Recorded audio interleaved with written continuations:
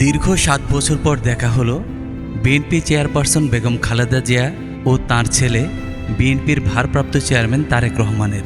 উন্নত চিকিৎসার জন্য লন্ডনে বুধবার বাংলাদেশ সময় বেলা 2:55 তাকে বহনকারী কাতারের আমিরের পাঠানো বিশেষ এয়ার অ্যাম্বুলেন্স লন্ডনের হিথ্রো আন্তর্জাতিক বিমানবন্দরে অবতরণ করে।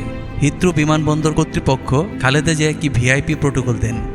বিষয়টি নিশ্চিত করেছেন বিএনপি মিডিয়া সেলের সদস্য খায়রুল কবির। এ সময় বিমানবন্দরে তাকে স্বাগত জানিয়ে বরণ করে নেন দলের ভারপ্রাপ্ত চেয়ারম্যান তারেক রহমান ও তার স্ত্রী সহ পরিবারের সদস্যরা। দলীয় সূত্র বলছে, লন্ডনে পৌঁছে সরাসরি হাসপাতালে ভর্তি হওয়ার কথা রয়েছে খালেদা জিয়ার। তারেক রহমানের সঙ্গে লন্ডনে কিছুদিন থাকার পর যাবেন যুক্তরাষ্ট্রে। মেরিল্যান্ডের পূর্ব বাল্টিমোরে অবস্থিত জনস হপিংস বিশ্ববিদ্যালয়ের হাসপাতালে চিকিৎসা নেবেন তিনি। তারেক রহমান 2007 সাল থেকে লন্ডনে রয়েছেন। মঙ্গলবার রাতে 10টায় বিশেষ এয়ার অ্যাম্বুলেন্সে করে ঢাকার আকাশ থেকে উড্ডয়নের কয়েক ঘন্টা পর লন্ডনে পৌঁছান বিএনপি চেয়ারপারসন খালেদা জিয়া, আর সেখানেই দেখা হয় তারেক রহমানের।